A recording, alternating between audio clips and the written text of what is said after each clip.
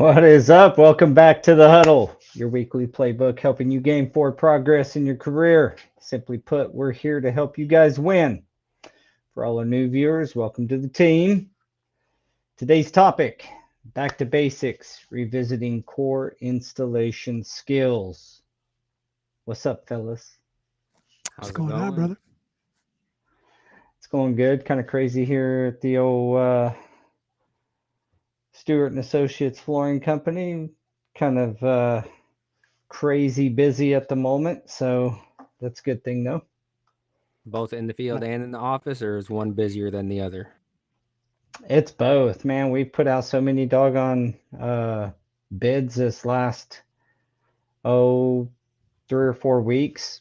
Um, it's been pretty crazy in the office, and then out in the field, I guess honestly, it's not too bad, but um, it's also kind of a symptom of our of our crews kind of doing well and our jobs, our managers are doing a good job. So I think we ran a medium kind of payout last week, close to 50K to subs and then our standard installers. So it's about medium busy from those numbers. Our in-house guys are, employees. So, but we get up closer to 100K a week in subs. That's when we know we're busy. And then that's the And that's where you're about at right now. You're building there. we're headed that direction. Yeah, We're headed that direction. Um, this summer we'll probably get in the upper echelon of that. I think I don't know. The largest we've ever paid out is about 270 in a week to subs. that's It pretty was a good week. massive week of paying out. So yeah. Well, letting everybody get on here. I think this is a good topic. You know, just get back to basics. We talk a lot of advanced stuff sometimes, getting into business building, all that kind of jazz. We talk about training a lot um, and how important it is. And I think that's kind of the foundation. But getting back to basics on installation and having a conversation around that, I think that's a good topic. What do you I don't guys, mind it. what do you I got? What don't do you mind it. guys, you don't mind it? Good. Because that's what we're talking about. Well, look, I missed last week, right? I had some technical difficulties. Go figure. But they we had some Last issues week with. was the Spanish episode, wasn't it? Yeah, I still like to log on and talk to my boys. I couldn't even Yeah, do I got that. I on couldn't and even make a Jorge's phone call. Jorge's birthday was like the Yeah. day before that or La- something, wasn't it? Last week Monday, he's got the most Mexican birthday in the world, Cinco de Mayo. Yeah, he does. That's funny. It's probably his middle name. All right. So back to the basics installation, uh, back to basics, I should say, the revisiting core installation skills. So let's start there. What are some in your guys's, like, you get a brand new guy comes in, what's the first thing that you guys run through? What's the first week or two of a green guy coming in? Sweeping. Yeah, cleaning, um, tape measure, like the easy stuff. Hand tools. Are you familiar with Well, hand hold on. tools? Sweeping is like, I've told that story 100 times where I Yeah. got in trouble and kicked off a job because I didn't use anything. I didn't do anything to keep the floor clean. So cleaning up the substrate. Um, Yeah. that seems like just the most basic, simple thing, but I think it's something that we can overlook sometimes. I've got a job right now, found a couple dimples under my LVT, and I'm like, Mm, what's going on? What's up with that? And then luckily it's a 3 foot by 3 foot, so it's only one piece that's got to come out and get replaced. But those are just the little things that these basics can make or break your job. That's the bottom line. A lot of times we get so wrapped up in the more advanced stuff, that if we're not watching the guys that are doing this, the beginner things, or inspecting their work, or making sure that the PM or the lead guy on the job is inspecting the work, um, you know, you can end up with a couple dimples under your LVT. It Yeah, doesn't that happens. teenagers back or nothing, but I mean, it's just That sounds disgusting. I that appreciate is the visual. disgusting. Pimples, we call them pimples Yeah, under the thing. So, but yeah, no, just that basic very first step. I think that you're right. You have the tendency to overlook the stuff that is a no-brainer to you if you've been in it for a while. You forget that clean to you is different than clean to someone else. And typically, people don't get really meticulous on how well they're cleaning the substrate until they're the one installing and finding the things that they don't like. Like, oh, nobody scraped Yeah. this wall right And then here. you understand why everyone was getting angry at you for not being able to. Why'd you miss this wall, man? It's only one wall, and then until you're the one that's patching, and you're like, gotta. Dude, the worst is behind the door. Yeah, that's a actually any of it, especially leaving sheetrock mud down, like sanding the floor and then not making sure you get all the sheetrock mud, and you're spreading for sheet vinyl or VC, any vinyl, and you're like, what in the world? Scraping it up, and once you're gluing, that's not a good time to find that stuff. Like, that's the worst time to find it. That's when your glue But trowel becomes a scraper. yeah, and then you get the little boogers on the back, and that's just from a dusty floor. Like, the glue's not going to do that Yep. normally. Uh, it's from a dusty floor and a small trowel size. That's going to happen if you have a dusty, even just a little bit of dust. That's why we don't like to let you either need to have full HVAC on, like, right. That's why I hate doing temporary heat and air. They'll get it to the condition, but there's no air movement in the area, and you sweep something, even if you vacuum, you're causing dust to go in the air, and then it just kind of settles back down. That's why I hate the temporary situations. And they're checking the box on the specs that the manufacturers are like between this degree and that degree, and they're like, we're keeping it between that with temporary AC units or temporary heating units, but it's not moving the air the way that a regular system does. It's just forcing that hot air out, and it's like there's no return, right? So that Yep, air is just no, getting no that return. same air is just getting blown Yep. around Heated. over and over again. It's heating all the air, but it's not doing nothing to move it through a filtration system.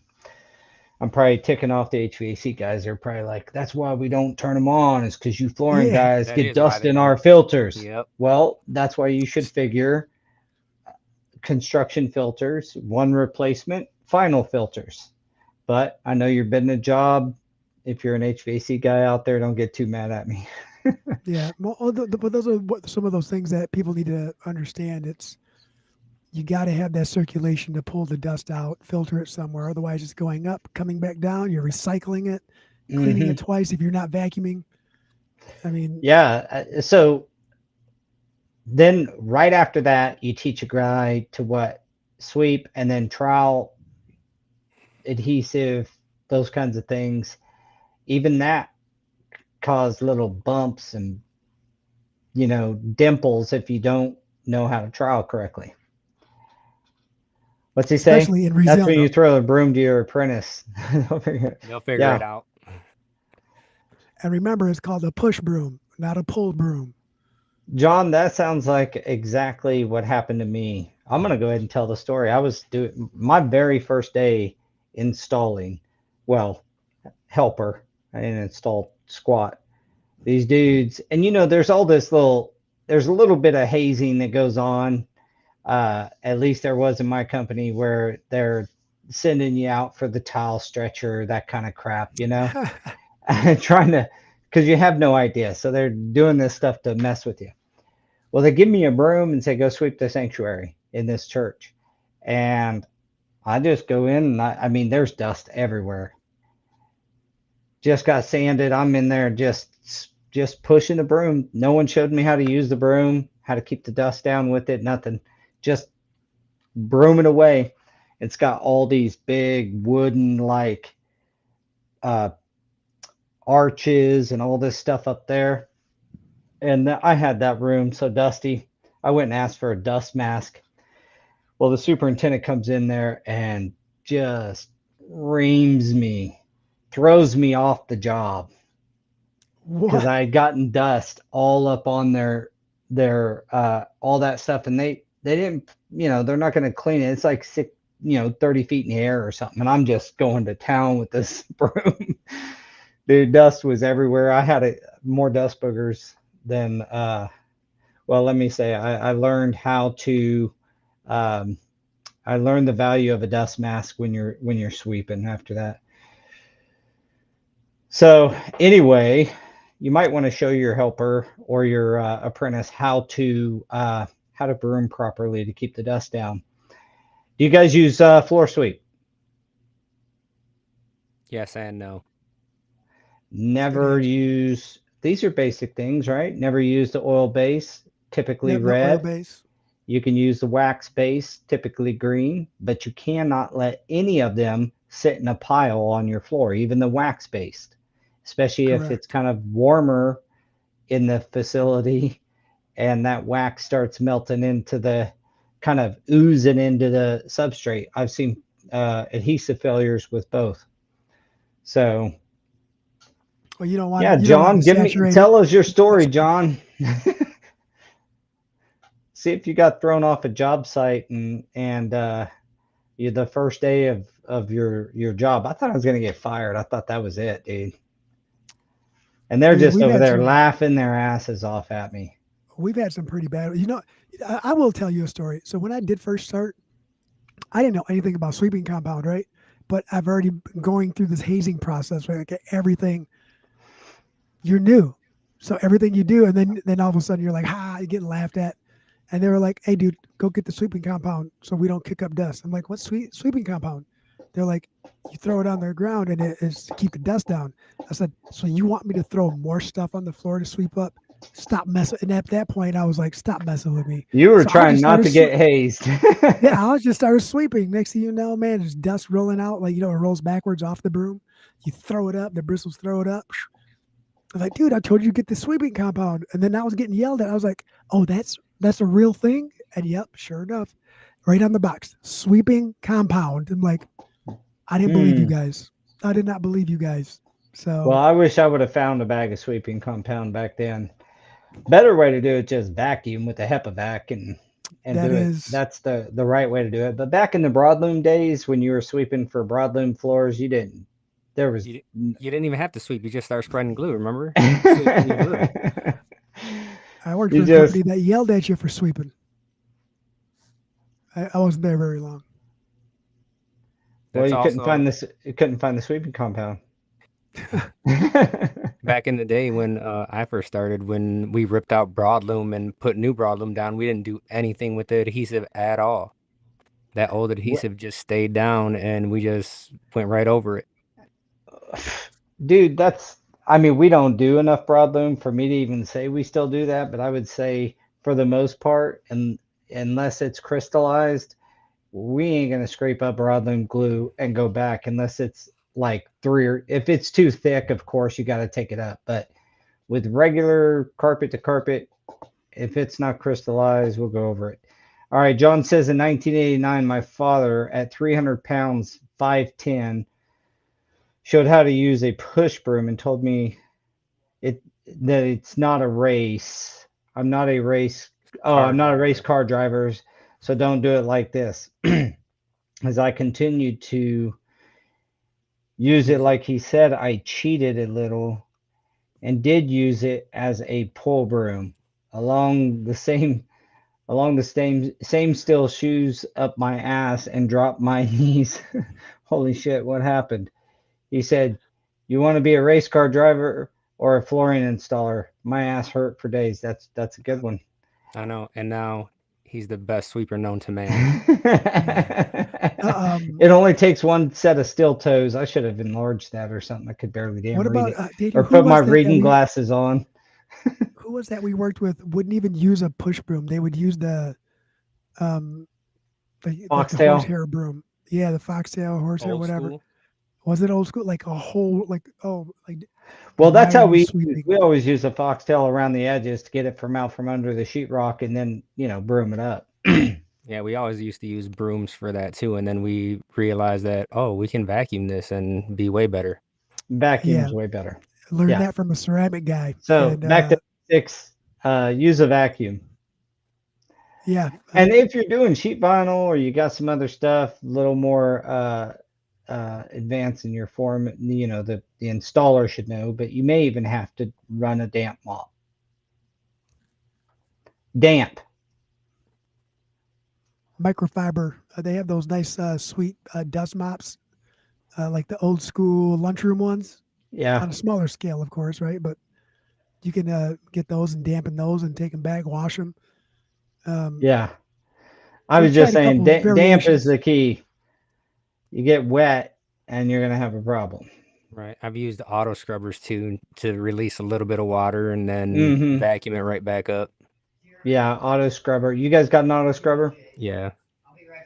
Yeah, we've rented them for that. We don't have one, at least not one that runs, and we have one in the back up in the racks, but it's got something wrong with it.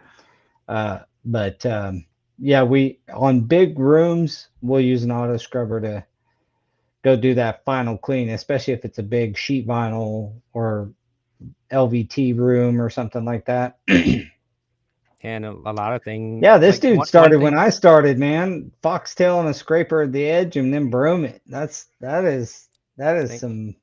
that's one thing that people don't think about either is like when we do sheet vinyl, we're constantly cleaning the back of the vinyl too. Like Yeah, you don't see like a lot of these videos that you'll see on like TikTok and stuff that they're just like gluing and throwing it in there, and it's like I wish it was that easy. Oh yeah. Well, in our world, in the commercial world, especially if you're doing like a biospec or something like that that rips pretty easy, dude. You're not flopping. You pull it back, it's gonna crack. Any little kink in it, it's no, it's a I've nightmare. done linoleum before where I pulled it back to glue it and just laying it down, it cracked on the bend. Like, Oh, really? yep. yeah, the old stuff, like Yeah, old, you like gotta be careful. Gotta be careful with that. If it's got a lower vinyl content, or and you can always just take a little corner of it and bend it over and see how easy it is to snap, and you'll see. Oh yeah, the good old silica laws. oh, geez, yeah. Somebody I just saw. Was it a TikTok or I don't know where I saw a video. Somebody just came out with a newer backpack vacuum, a little bit stronger. Um, I don't remember where I seen it. I should have saved the video. Yeah, so back to basics to me is like these are the beginning things, and I'm not sure that it gets, there's not a lot of teaching on that. That's like learning out in the field. There's not like you don't you'll skim over a lot of the trainings I've been to, skims over like, okay, clean the floor and then do this.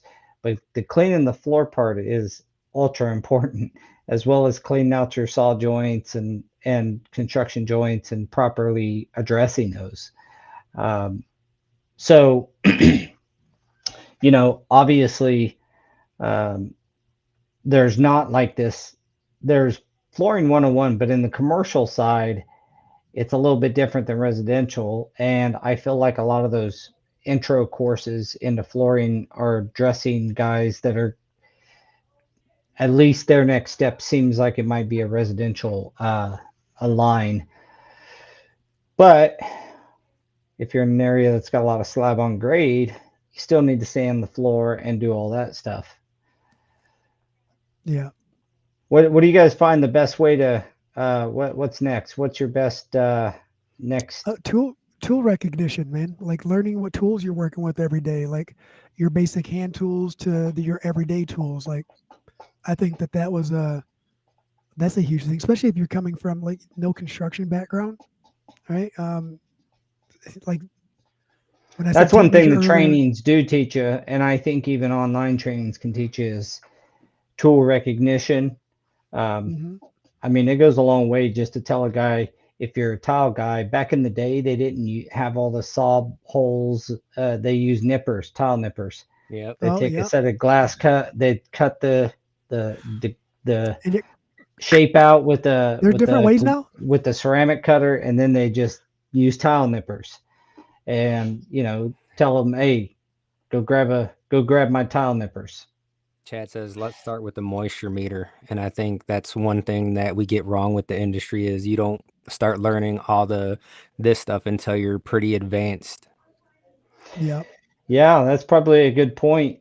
You don't teach um, moisture meter or moisture conditions in general, or yeah, site conditions in general. I didn't know if a site was good or bad until I was probably in it for a couple of years before I yeah. started to even take notice of that stuff. So yeah, You know that's what? something that even in the beginning you got to kind of.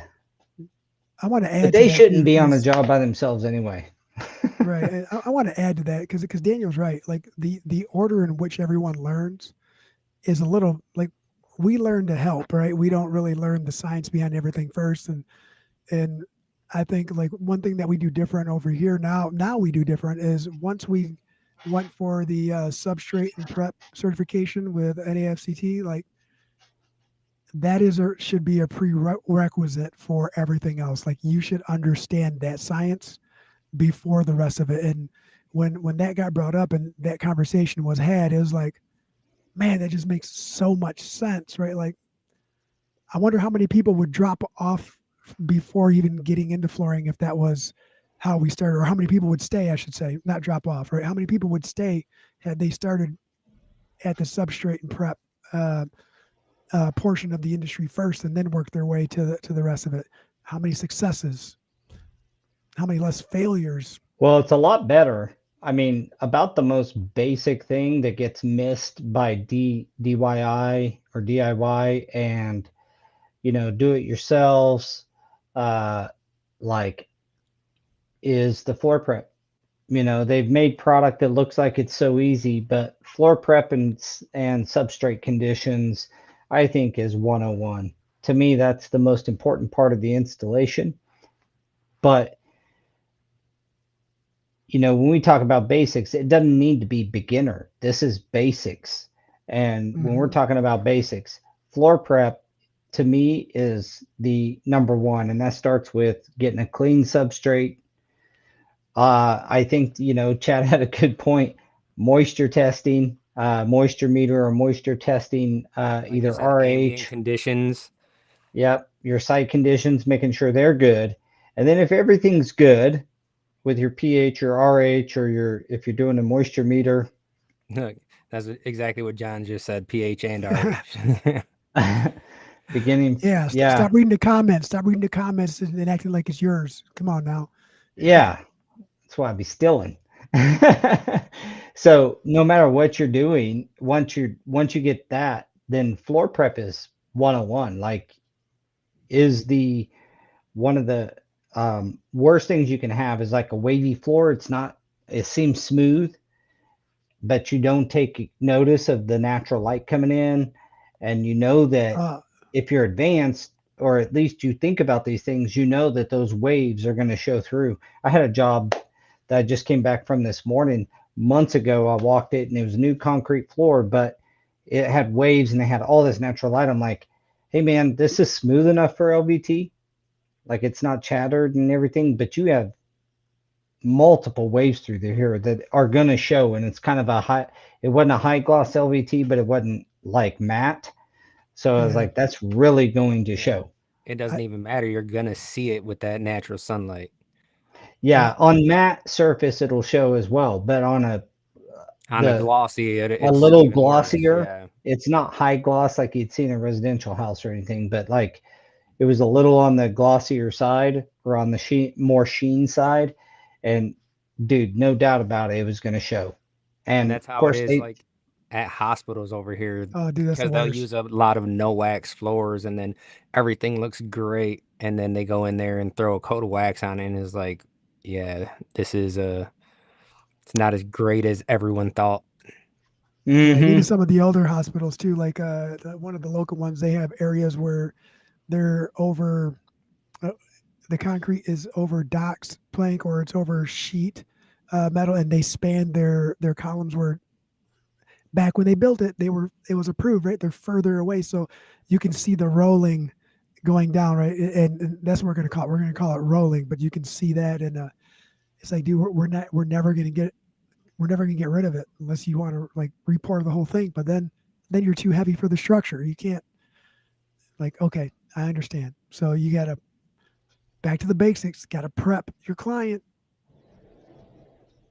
Yeah, that may be even past basics, but prepping the client, that's it seems like an ongoing thing. The why couldn't you self level it? Add too much weight? It, well, yeah. Then Or you have the weight, right? Like, say the valley is 3 inches difference on the lowest the lowest part of the belly versus the highest spot, um, and that's just going to add a lot. And I'm talking large, wide open corridors that are extend over 3 separate builds and additions, and on the third floor, fourth floor. Yeah, we've run into a lot of different scenarios like that. yeah, John's talking about the post has a comment here about magnetic flooring in the future. We will talk about that, John, and would love to have you DM us or reach out to one of us and let us Right. know what you'd like to talk about there. You can email us And at forwardprogress@thehuddle.team. forward progress at the huddle.team. Shoot us an email and let's go over what you're wanting to talk about. And we have an education series coming up that we will be going over multiple topics and might be able to find a spot where that fits in. So, yeah, that's a whole new rabbit hole because I remember when that stuff first came out. So, I remember talking about it and getting uh, some more information and over to one of the local hospitals, and they actually liked the idea. But then it's I one of think those there's a things lot of where, concern with magnetics Yeah. in yeah, hospitals. Just yeah, I know that what I was told is it's not strong enough to affect whatever equipment or whatever, but it's just, I don't know if you're going to convince a hospital, and maybe some people have, but I office would think space that's going to be a probably tough one. maybe away from patients, right? Until there's been around long enough, but office space or I don't. I think there's a couple applications there where it's not going to interfere. Jorge's over there in the same area, so he's curious about the magnetic flooring. John, Making you guys should connections here on the exchange huddle. exchange numbers.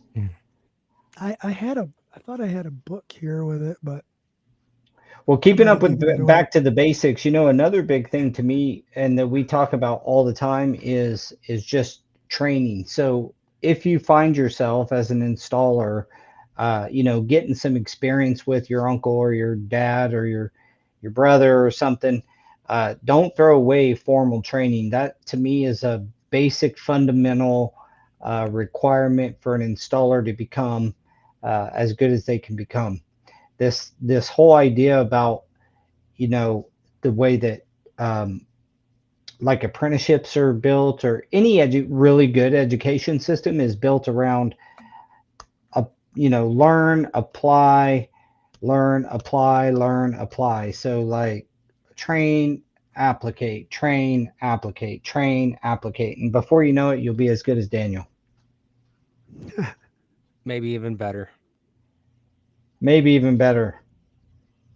So, John, the email's scrolling at the bottom right here. It's a forwardprogress@thehuddle.team. Yeah, we'll get that and respond to you, John. And that reminds me, anybody who's on right now, don't forget, give us a thumbs up, comment, like our videos, like our shorts, give us some love there. That's what helps us keep doing this. What episode are we on? Like episode two, 149. 149, I believe. 149, almost 150. That's gonna Uh, be a big one. Chad said first basic thing to cover would be reading the installation instructions. We already looked by that one. Yeah, good point. That's a good one. Yeah. So yeah, that's a great thing to bring up, Chad. I mean, a lot of guys think they already know it. And I'll tell you what, with a lot of the LVTs these days that are coming out and they want you to be semi wet setting it or wet setting it, and guys who just um, go in and start installing LVT like they always have without reading the instructions. And frankly, I mean, project managers or salesmen, whoever's in charge of the project should be sharing some of that information. Um, but if you're an installer at the end of the day and you install it incorrectly, it's on you. So read the installation instructions. If you've never used the product, in fact, it's just best to like Google the product beforehand, because you might go on a job site and see Shaw and think I've done plenty of Shaw LVT, but it's a PVC free, semi wet set, and you don't know it, you're going to have curling issues like you wouldn't believe. And then at the end of the day, they're just going to point back to you. You didn't follow the installation instructions. So that's a great reminder that starting with your install instructions and reading those, that's good for everybody. That's good for like the most advanced. A lot of times, the better you are, the less you read those instructions actually. Yeah, you become complacent, right? You become, I've already done this a million times, but it doesn't hurt. Yeah. What was that? Who were we talking to, Dan? They said usually when something changes, they change a label, right? Like a label changes, or the is like on the peel of adhesive. It might look the same, but maybe they rebranded and have a new Well, picture or new format. that's one of the reasons. The easiest way, and what most companies do, is keep their installation instructions up to date online. And they do that because once they've sent product out, they can't recall this product to replace the pamphlet inside the install instructions.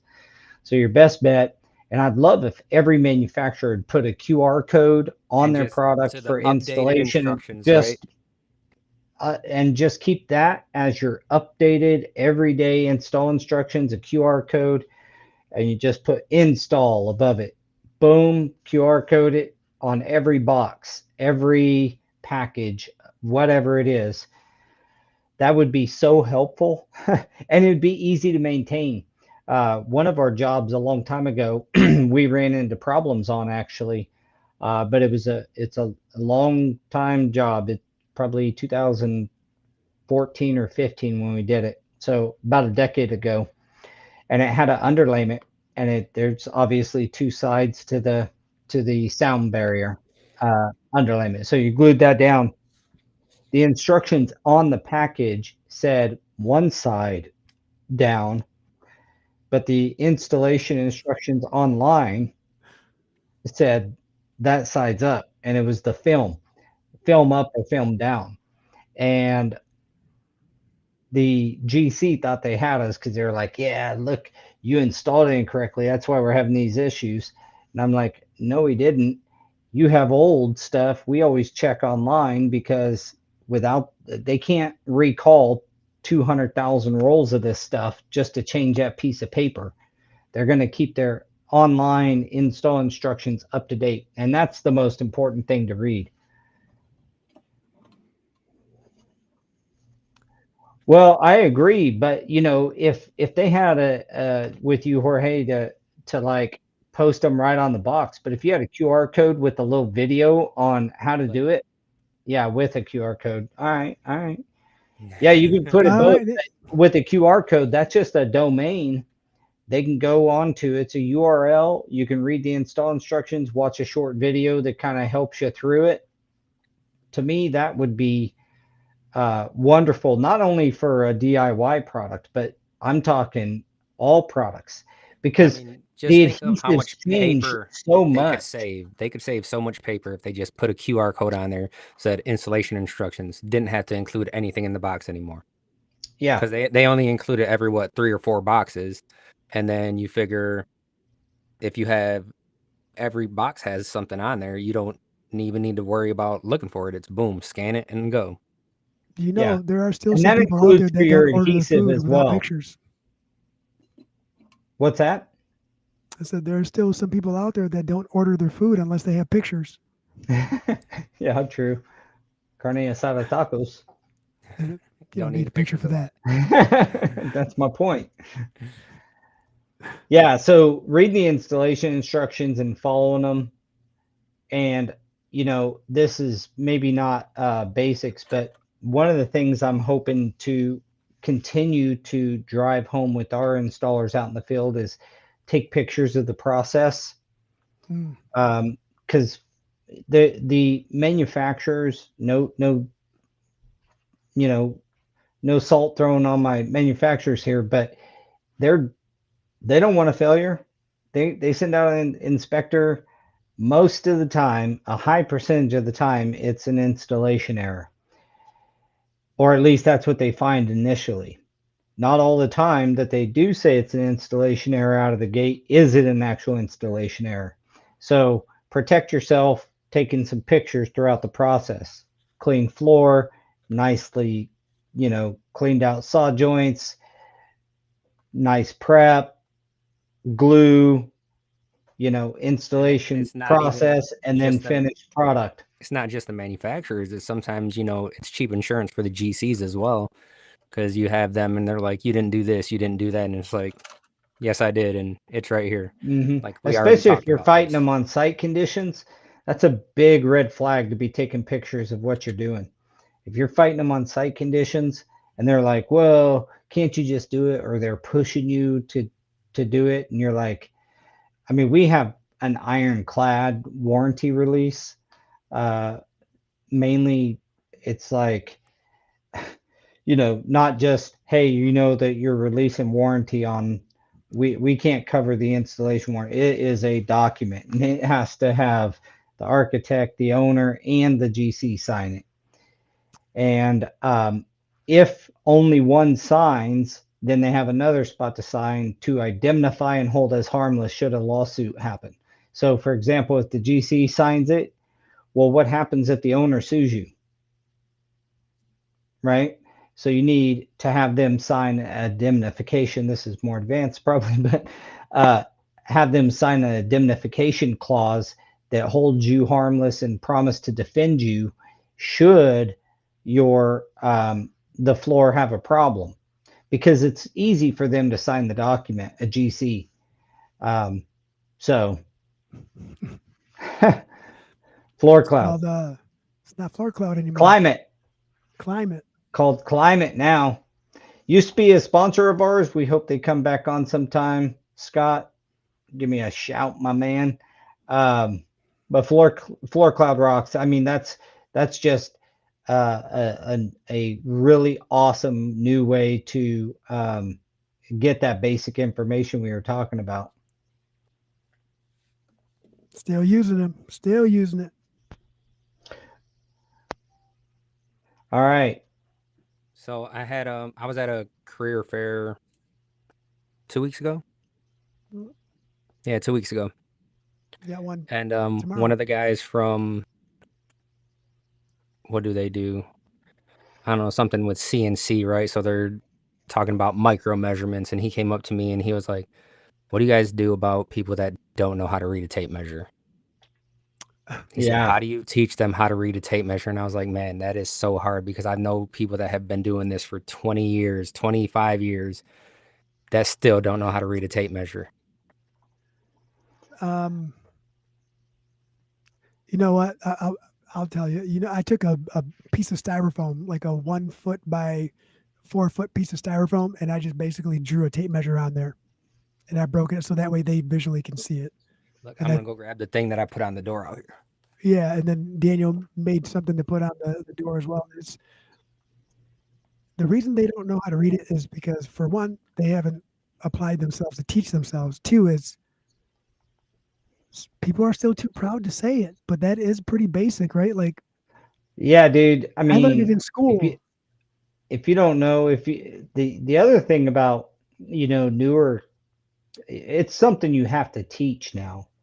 You kind of Yeah, came out back in the day out of shop class or out of this, you know, Votech or something at school that you learned how to read a tape measure. I mean, I built a whole light. Yeah. yeah. Well, And that's that that's pretty I'm basic. Like that's actually bare bones. going to an elementary school tomorrow to do a career day. I think I should probably I think That's you a take a got a good couple of idea, those. companion Daniel. right there. Yeah. That's a good idea, dude.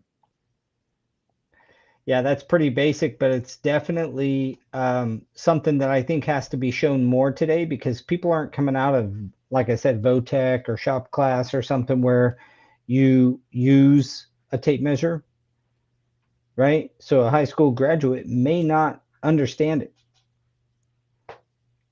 And we didn't make our measuring systems like the best in America, you know. Yeah, there's a lot the of things that are like we exclusive made to we our made country. it.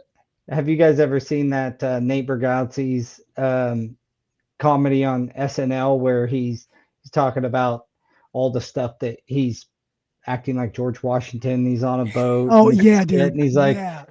he's like, The yes, food and thing, the we'll have food our thing. own food and we'll call it a hamburger. And he's like, made of ham, sir? And he's like, if it was only that easy. And he's like, but don't worry, man. Hot dogs will not be made of dogs. What will they be made of, sir? We don't Nobody know. knows. Yeah. That one I watched that one like three or four times because Oh, yeah, it dude, was it's like so because it funny. was spot on and yeah, it How was pretty many hilarious. liters are in a gallon, sir? He said, nobody knows. Dude, that one was so popular they had to do it again basically right away. Yeah, that was a good one. But it Yeah, does show that we had, like, our systems of measures over here. We're pretty much the only one in the world.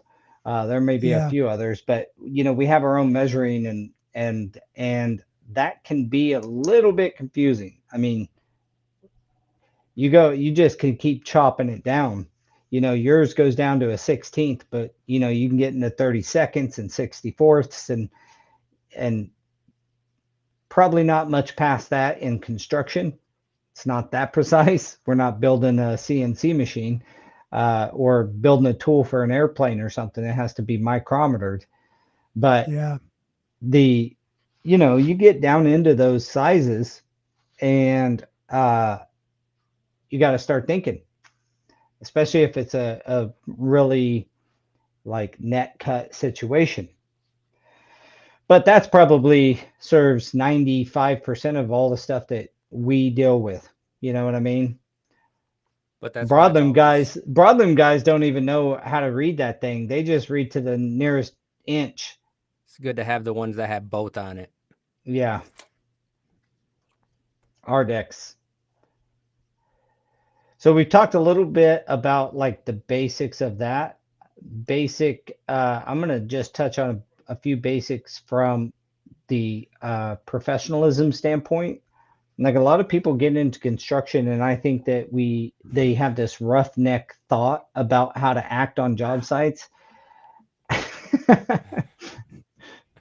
Come on, fits right John. into where you're going. He's But right though.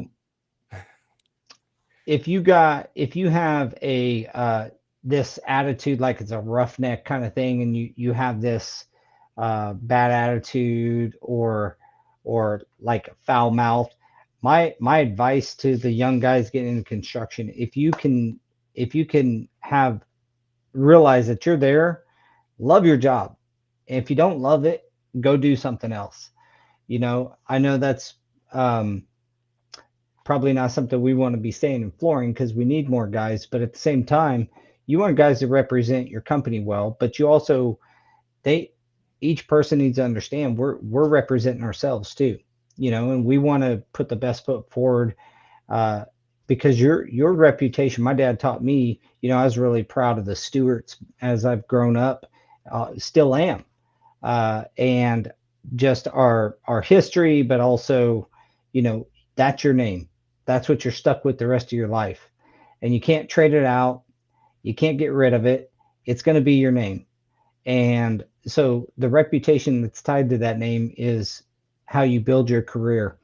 So that's a really long way of saying, like, that's one of the ways I get a lot of business now is because people know me as being a flooring expert, an actual expert, and guiding them along the path of picking the right floor for their project. I get involved in jobs way earlier. My career has changed from, went from an installer to being a subcontractor to, opening a flooring store, a dealership, a flooring dealer or a flooring contractor, as I call it here.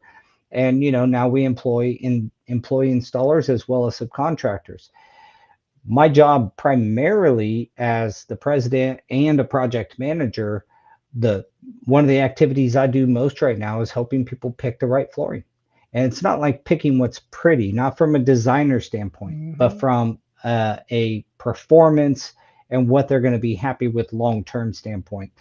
And that's why I also have designers that pick out pretty product and say, hey, is this going to be good for here, for this location? This is the scenario.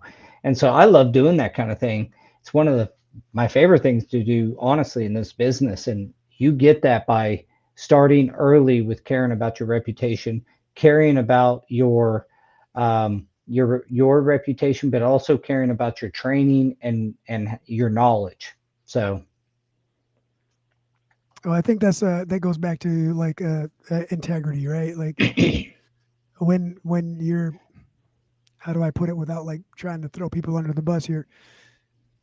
When you're not selling a product, rather you're creating solutions. It's a different outlook, and that's I put my name behind a lot of things as well as you do, right? And that's what we try to do is we try to protect everyone's investment, right?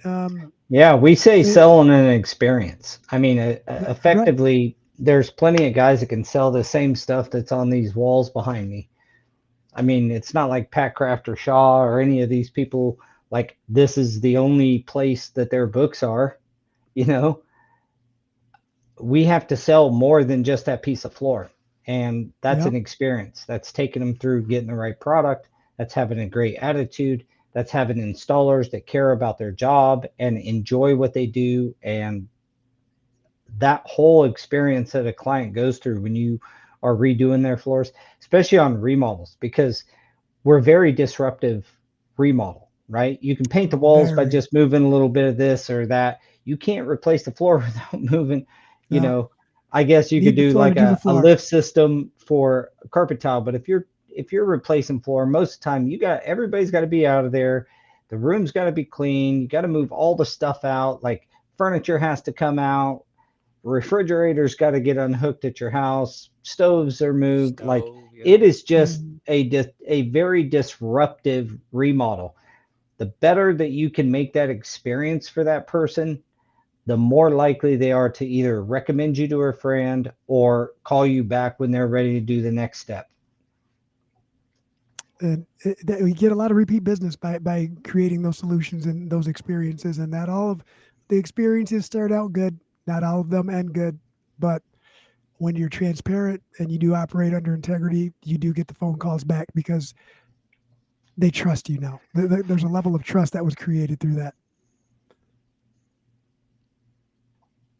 I Yeah. think when you go back to basics too, you gotta start off knowing that you don't know everything.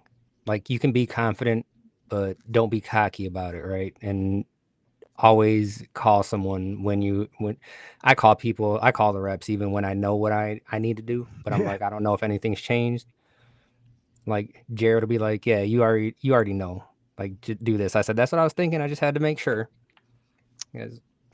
Yeah, you already know. Why are you calling me? Well, first off, I just want Well, to talk to you for a minute. that should go a long way for people to understand that no matter how good you are from the process or your hand skills, it's that adhesive and application situation that you're always not so sure of.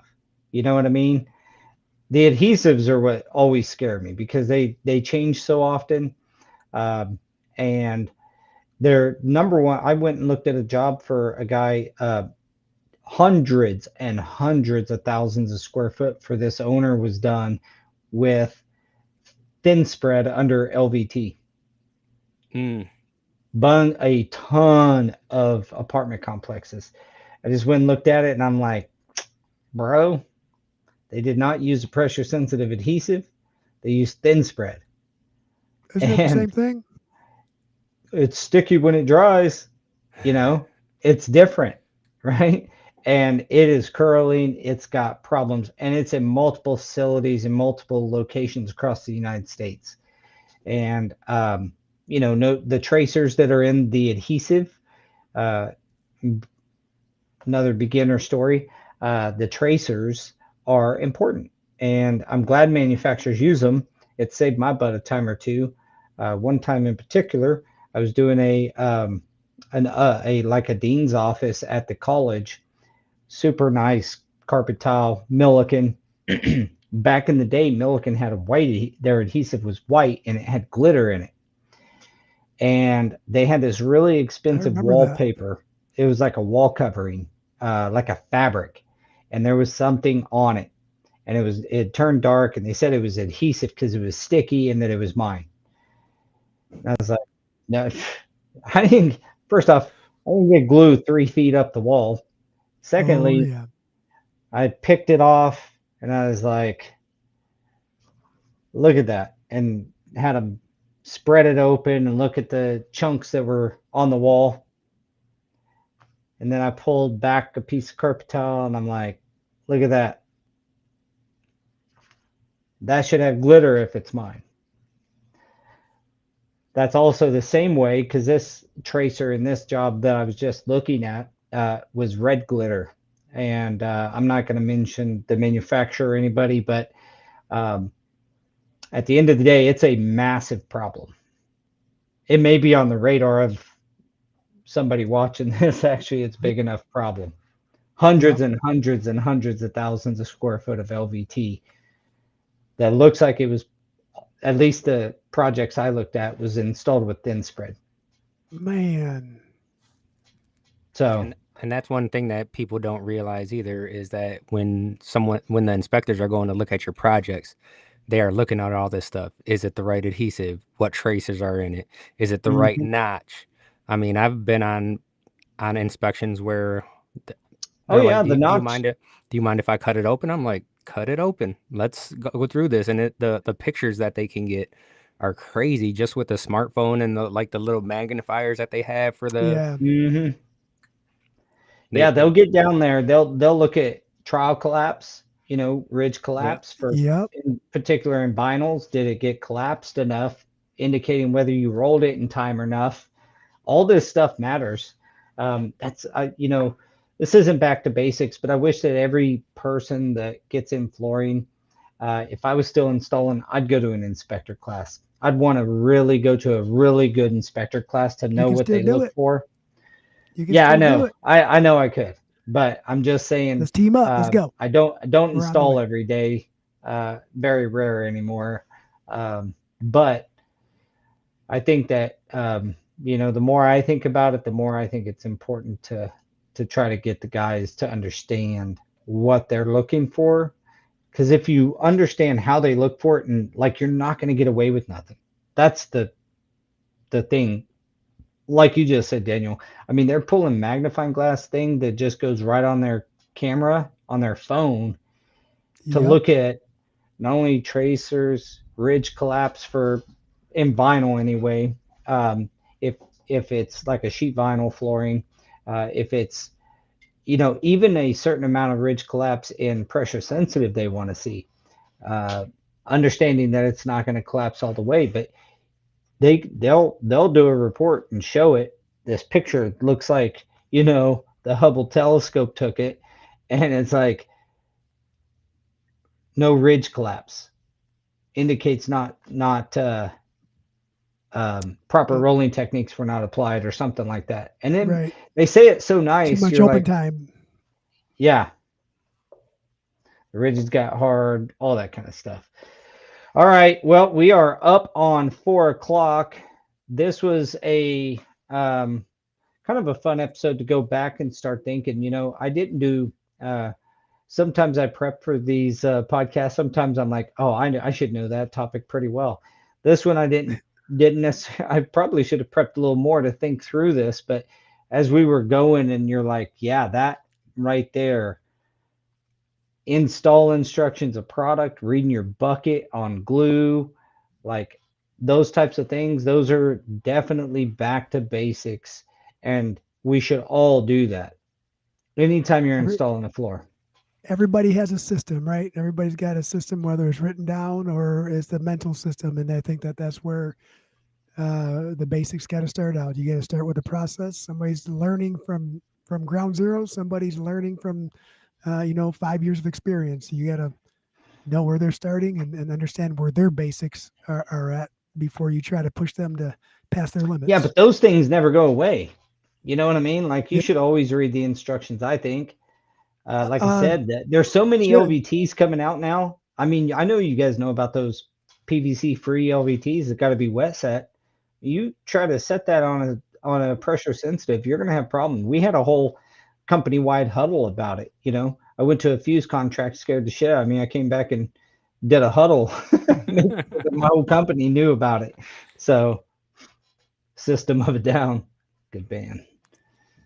It is too.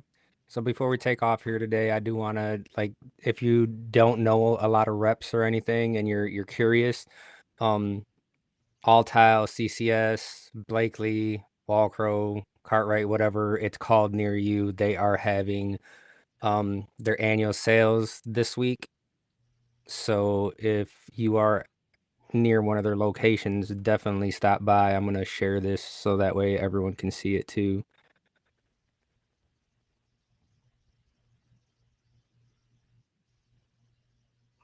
So they have live demos going on, started today. So at least you can see what's going on tomorrow, Thursday, and then Friday. Yeah, and KCMO. even if you have everything you think you need to go there, learn something, meet some new people, get some contacts. You never know. You're going to need somebody's phone number, and you have a question that's going to help you out.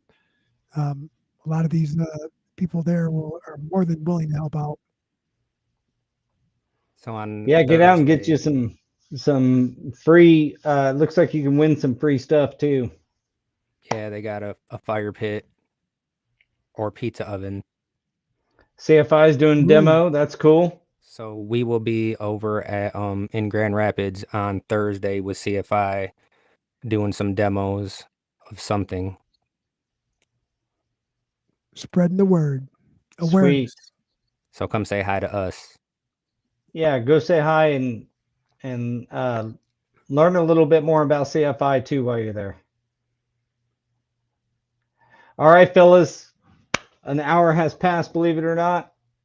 To our audience, thank you guys for all the comments. Thank you for all the love you've given us over this last couple of years. We're going to be building some things up as usual. We're always trying to find a new way to deliver content to you guys. We've always gotten great comments about our style here, that we're not super like regimented. We're just three guys that know a lot about flooring that get up here and rap. And then we have some guests on every now and again. But we are coming out with a more regimented series called the Education Series. It'll be a webinar, so keep on the lookout for that. We're going to be doing some webinars. We're going to bring in some experts, everything from floor prep to moisture testing. We got some great sponsors coming on board to be announced in the very near future. So keep in touch with us. Let us know what comments or what topics and content you would like for us to cover, get experts on. any of that stuff. So big shout out to our fans and audience out there. We love you guys. We thank you so much. Make sure to give us a like, a subscribe. That always Share us helps. to everyone The you know. Share us to Yeah. everyone. That helps with the old algorithms and keeps us relevant and keeps our sponsors happy. So we appreciate everybody. And until next week, peace out. See ya. Thanks, everyone.